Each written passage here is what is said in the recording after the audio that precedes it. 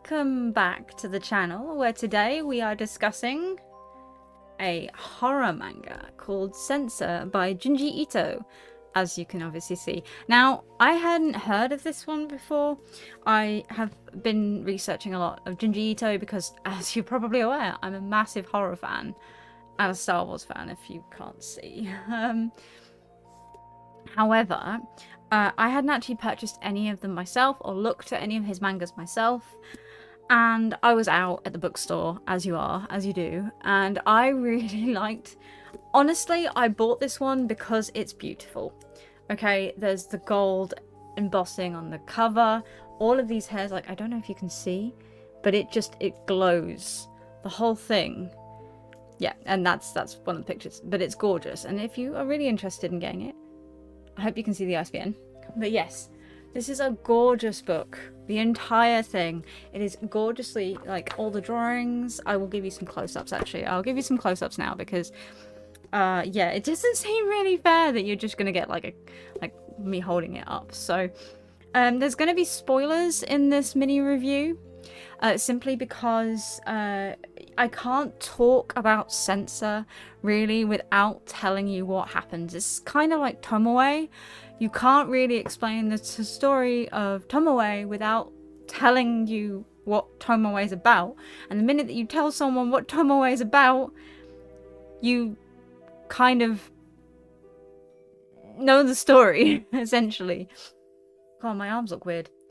I have been working out. Look, I have muscle. I have muscle. Look at it. Sorry. Anyway, it is. Just in case Mr. Gamerpad is looking, it does say, "I'm here for the booze," as well as this T-shirt. It's faded now, but it says, "I'm boo-sexual." Anywho, that's not what we're here about. This is the story of... What is her name? Now this story is not told linearly, which is kind of like a hallmark, I think, of a lot of Junji Ito's stories. Now, let me just remember what her name is. I'm terrible with remembering names. The story is focused on a lady called Kyoko Bayakura. Now, the story starts off that you are following her into the village with all of these little tiny golden hairs. And essentially, the golden hairs come from a volcano, which has Sengoku, I believe, the Sengoku volcano in Japan, which has been known to erupt apparently from time to time. I don't know how true this is because I don't live in Japan and I don't look at these. I should look up these things, I'm aware, but I didn't for this one. So I just read the book. And apparently the volcano erupts every now and again and rains down these gorgeous golden hairs, which are called the angel hairs. And the angel hairs then essentially attach to people. If they're so it's based on a phenomenon, apparently, that when volcanoes explode, there is a thing called volcanic hair, where very, very fine threads of volcanic ash and rock turn into what looks like hair, but they're normally very brittle and they don't bend or anything. They just break and disappear off into nothingness. But the angel hair, which comes from Sengoku, holding it the wrong way around, is different. It is golden in colour, it's flexible, it's strong, and it attaches to people, and it gives people special extrasensory abilities, which is pretty cool, right? And Kyoko ends up walking into this village, and she is greeted by someone who has some of these golden threads attached to his hair, and he's been waiting for her for ages, and he's more than ready for her to come to the village, and he's like, "Aha, you're finally here. It's been so long. We've missed you." And she's invited into the village, and while she's at the village, and the villagers are telling her what's going on and how things work and all that kind of thing, they meditate under the stars, and the volcano erupts. And Kyoko is the only one that survives. And she is found covered in a golden cocoon, covered in and her hair is now long and blonde and is essentially made of angel hair. And we follow we kind of follow Kyoko. She's not the main character, but she is the main character. It's a very weird dichotomy throughout the entire book, because she is what the story is about, but she's not who we follow. We follow a journalist called Wataru. I can't ever remember his first name and I can't pronounce it, but we follow Wataru as he goes through and tries to write a report on Sengoku, the island, not the island. Basically, when we're first introduced to Wataru, he is landing in an airplane and there's a brain-like cloud in the sky, and he tries to figure out what this is and ends up finding Kyoko. And when he finds her, he then finds an enemy of sorts, because there's not really any antagonist in this game. In this game? What am I talking about? In this manga? There's not really any antagonist in this manga until really, like, in chapter 2, there's an antagonistic cult, but they get dealt with very quickly. Again, not going to tell you how. There is some spoilers in this, but I'm going to do my best to cut out as many spoilers as possible. There is...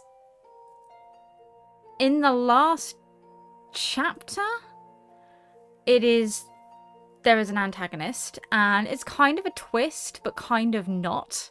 You kind of see it coming a mile off as to who it is, but it's very interesting in the fact that this book also subscribes to an awful lot of Christian storytelling. It ends up being a story about God versus evil, good versus evil, good slowly winning over time, but it's like needs to be repeated hundreds and hundreds of times, and it's all because of one of God's messiahs. Again, I'm trying not to give too much of the story away, but there is some spoilers. And Kayako is this amazing character that she kind of is aware what's going on, but kind of isn't aware what's going on, because she has because of the angel hair, she has so many abilities and they cause her to go insane, so she shuts it down, so she has to remember things, and we follow her story, and it's a very good story. Do you know what gets really weird as darker as it gets, like when I'm doing these? The background gets really... I know I should technically put the light on, but I started this video without the light on, so I'm going to end it without the overhead light on. So yes, there's a lot of Christian mythology in this. So I don't know if you know, but at some points during the history of Japan, it was illegal to be Christian. And anybody who kind of looked after or support, kind of along the lines of, do you know if you're in the UK and you get taught about like the Protestants versus the Catholics, and how I believe it's the Catholics. Was it the Catholics? Oh, it's been such a long time. But essentially, priests were hunted down and people kept them like in priest holes so that they could try and keep them safe. And if they were caught, then the house was executed. The people in the house was executed. Whether or not you were Catholic or Protestant or whatever it is, I can't remember which one it is. But whether or not you were either of that religion, you were still executed. So essentially the entirety of this story is kind of based around that premise, but it's set in Japan. Okay, that's a major spoiler, but it does make sense when you go around the whole thing, and it kind of tells you in the first chapter what about it and how Saint Miguel is the reason that the Sengoku volcano is erupting this golden angel hair into the sky, and why this is happening. It is good. I hope that what little I've given you, even though it does have spoilers in it, will allow you to read it.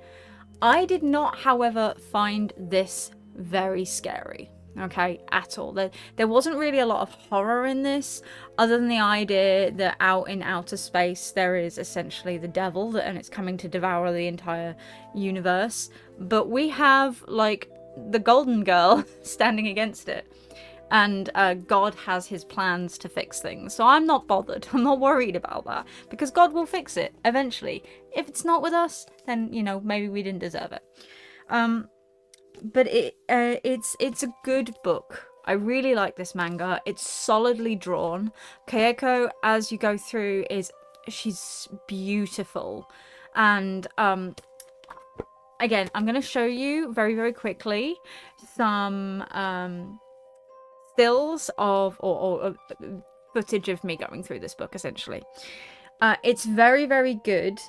I can say, though, I probably shouldn't have got this. I did get it because it looks pretty, because the gold made it so pretty. And I haven't really seen many people discuss this book, probably because it's not a horror book, and it's like not a classic Junji Ito in the fact that it's scary. There's a bit of horror in here, but it just didn't affect me that much. Whereas there's a possibility that if you love this kind of thing, you won't enjoy this. If you, not if you love this kind of thing. If you love horror, you're probably not going to enjoy this. If you just love the idea of like good and evil and a fight to the death throughout all eternity and time traveling and weird time hopping and all that kind of thing, this is a really good book. I recommend it. Give it a read. So once again, thank you all so much for watching. I do hope that you are enjoying this Spooktober month spectacular that we're going through this year, and I hope to see you in the next one. Take care, everybody. Have fun. Goodbye.